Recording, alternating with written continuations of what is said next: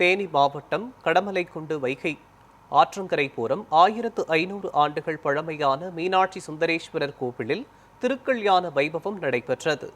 மணக்கோலத்தில் மீனாட்சி அம்மனும் சுந்தரேஸ்வரரும் பக்தர்களுக்கு காட்சியளித்தனர். யாக பூஜையுடன் வேத மந்திரங்கள் முழங்க திருக்கல்யாணம் நடைபெற்றது.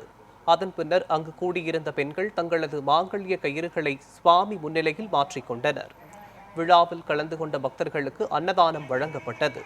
திருமண விழா முடிவில் அபிஷேக தேங்காயை ஒருவர் 11,000த்திற்கும் பட்டு சேலையை 10,000த்திற்கும் ஏலத்தில் எடுத்து வீட்டிற்கு கொண்டு சென்றனர்.